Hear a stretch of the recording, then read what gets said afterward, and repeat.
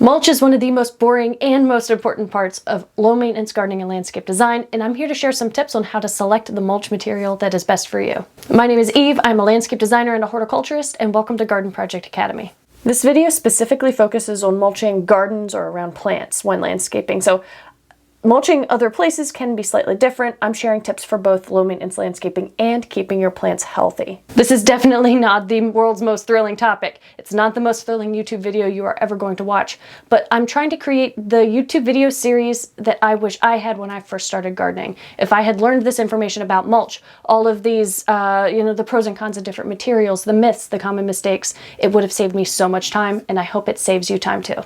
My last video addressed mulch versus compost, how deep you should mulch, and some common mulch myths and tips, what mulch maintenance looks like. All of these things are kind of prerequisites and just important in general to mulching success, so be sure to check out that video if you haven't already. I'll link to it in the top corner of this video right now, as well as in the description below. Tip number one is to take action and know that if you make mulching mistakes, there is an opportunity to learn from them. This margin for error applies specifically to organic mulch materials or anything that's going to decompose, something that's made of wood or made of bark. Some inorganic mulch materials can lead to different kinds of mistakes, right? Maybe some things that are more severe.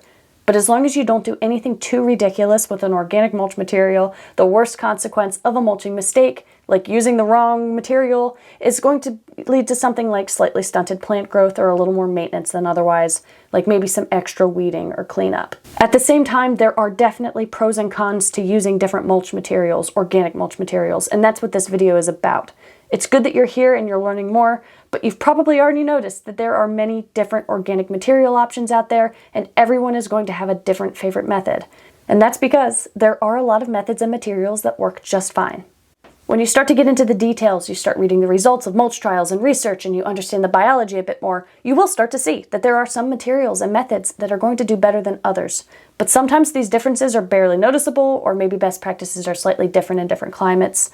I guess what I'm trying to say is that there is some margin for error. It's good that you're here, you're learning more about what materials are going to be better than other materials, but there are a lot of options. At the end of the day, the most important thing to do is take action and mulch.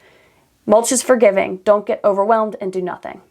In fact, in my climate, failing to mulch soon enough after opening the soil can lead to a weedy mess of a landscape. So do your best, do some research, watch this video series, but then take action.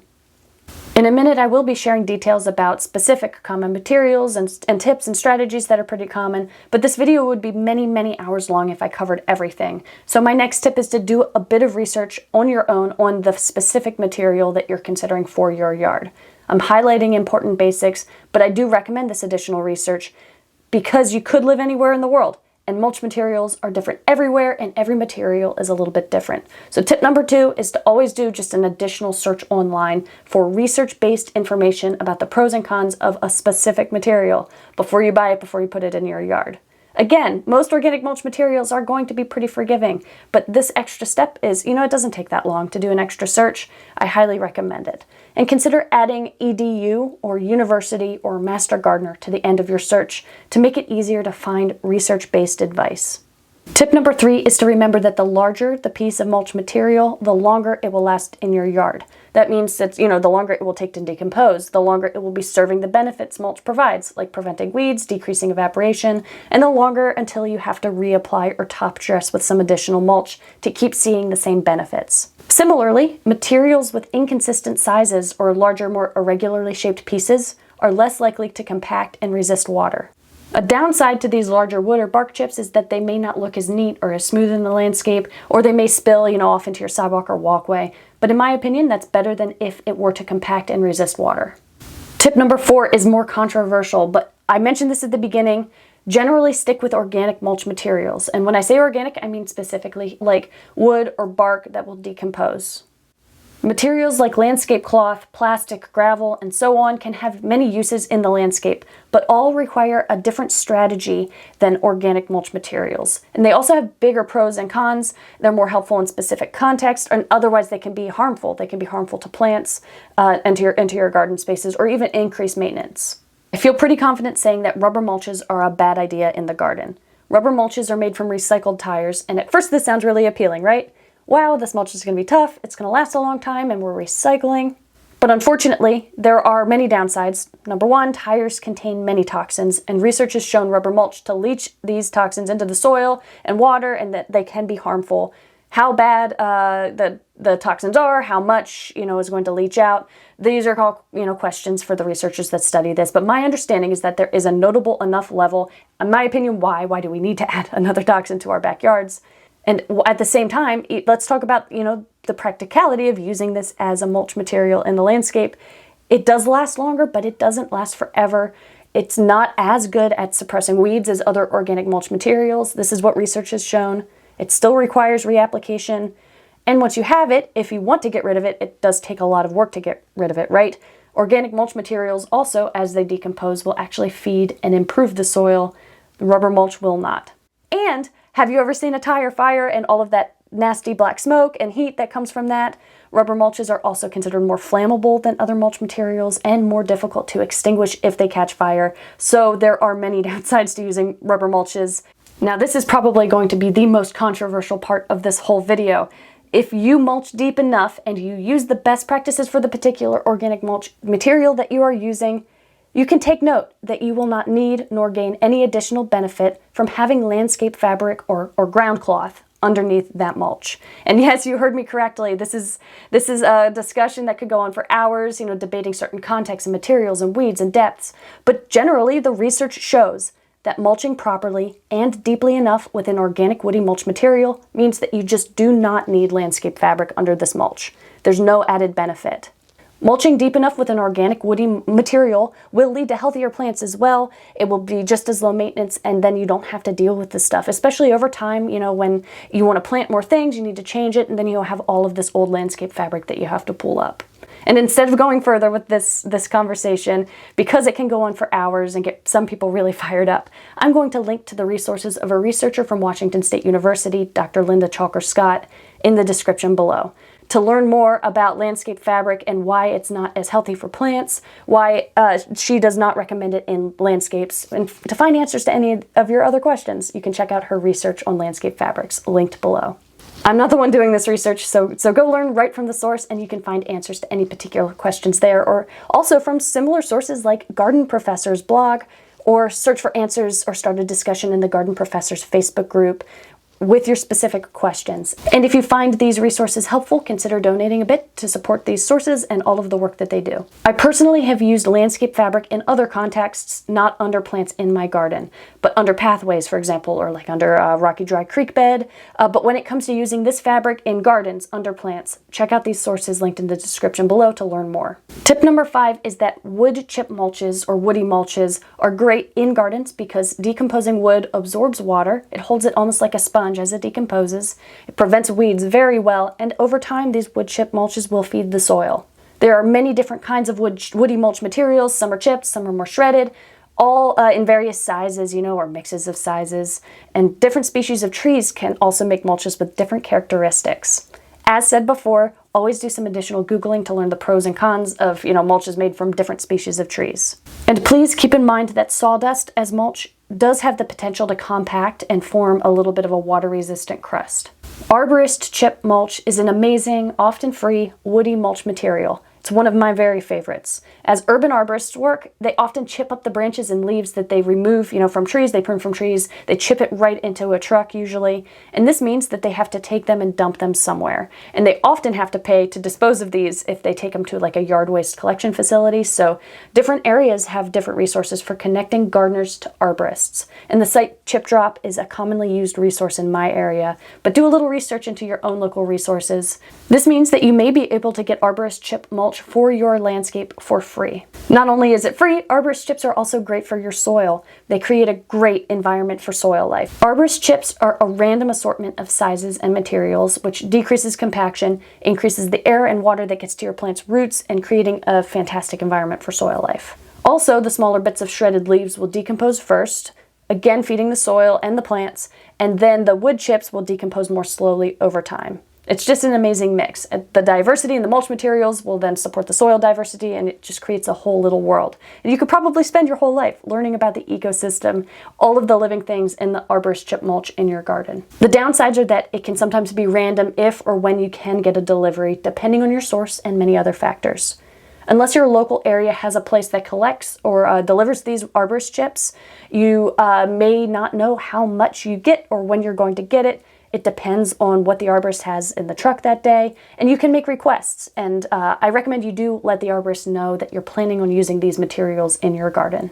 You also should avoid strongly allelopathic wood chips, like those from various walnut tree species, like black walnut being a notably strong example. The term allelopathic refers to species of trees that contain chemicals that inhibit the growth of other plants. And do a little research, not all allelopathic species of trees or wood will harm your garden in mulch form, but some will. Ask the arborist what species of trees you have in your mulch that day. And a pro tip, note that these chips from allelopathic species can be amazing for pathways or anywhere else that you don't want weeds or plants to grow. So if you get a delivery of black walnut wood chips from an arborist, then don't let it go to waste. Use it in the pathways or anywhere else you want to prevent things from germinating or growing. Tip number 6 is that cedar chips make a great mulch for gardens. While cedar is mildly allelopathic, it is a myth that cedar chips will inhibit plant growth of established plants.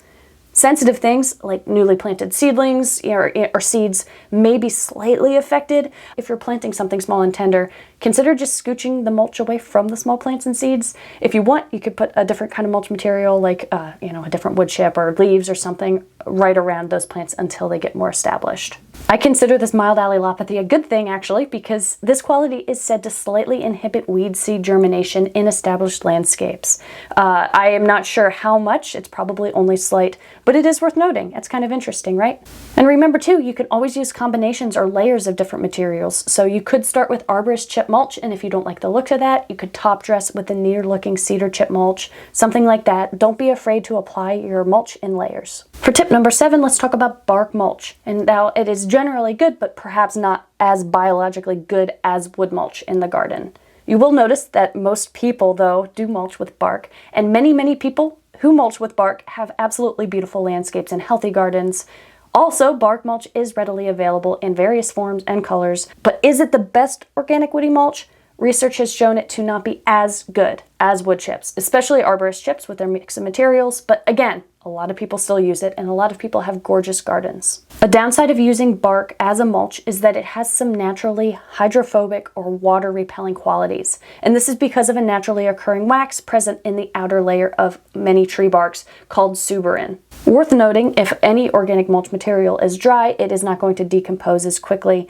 This means that your bark mulch may last a bit longer than perhaps wood chips of the same size, so that's kind of an upside.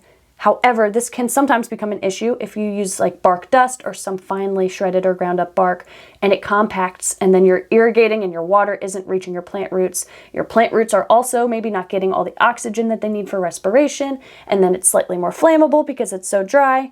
But again, a lot of people do use bark in their landscaping and they love it. It's readily available. Not always affordable, but it is readily available. And if you start to get a crust of bark dust, you could take a pitchfork and fluff it up a bit. That helps with the water absorption. Also, a crust of compacted bark dust can do a lot to prevent weeds, right? Because it's so dry. But of course, this crust just isn't as good for your plants. Not all bark mulch is dust. Sometimes it can be more shredded or chipped. And remember tip number 3, the larger the chip, the longer it takes to decompose. And also the irregular shape decreases compaction. So you're less likely to get that water-resistant crust, even though the bark itself is still going to be resisting water. To my understanding, it doesn't feed the soil or support soil life nearly as well as arborist chips, and it costs more, so arborist chips and the wood chips still win, but it still works. There are many slight differences in the species of tree that you use, of course, so always do a bit more research on what species of bark mulch is available in your area. In my area, some prefer hemlock bark over fir bark because it has fewer of those little splinters. Honestly, I have spent a lot of time working with fir bark mulch and digging around in it, planting things in it, and I personally don't find the splinters to be that big of a deal. But again, that's totally up to you. Now's a really good time to mention, everything in my videos are for informational, inspirational purposes only, but at the end of the day, it is up to you, entirely up to you, to decide what is best for you and your yard. Tip number 8 is regarding color. The color of mulch is going to fade over time. If you use a bark that naturally has like a bright reddish color, like fir bark nuggets, for example, it will fade to a nice brownish color, after a few months. Also remember that dyed or color mulches typically use natural and generally safe and non-toxic dyes. And I mean, don't eat it or anything like that, but and it can stain your clothes. But it is a myth that the majority of these dyes are super toxic. It is possible, of course, for some sources to use less safe methods. Generally, like I use the word generally, right? Generally, they use safe and non-toxic dyes. But again, ask the source, do some additional research just to make sure. Tip number 9 is to not strive for perfection in the landscape, because no mulch material will be perfect.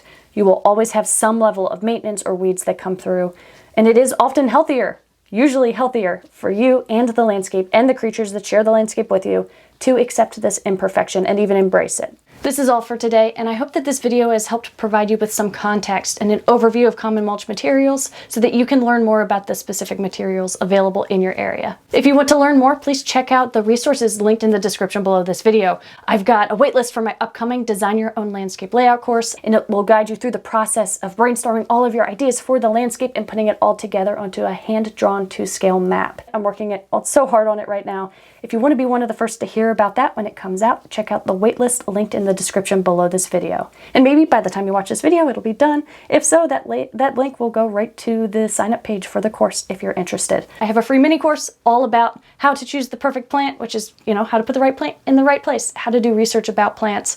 It's free. It's about an hour long. To sign up for that, check out that link in the description below this video again. Comment below if you have any additional questions, things you want to learn about landscaping, things that will help you with your upcoming gardening project. What are you struggling with? What do you want to learn more about? Let me know in the comments below. Thank you so much for watching, and have a great day.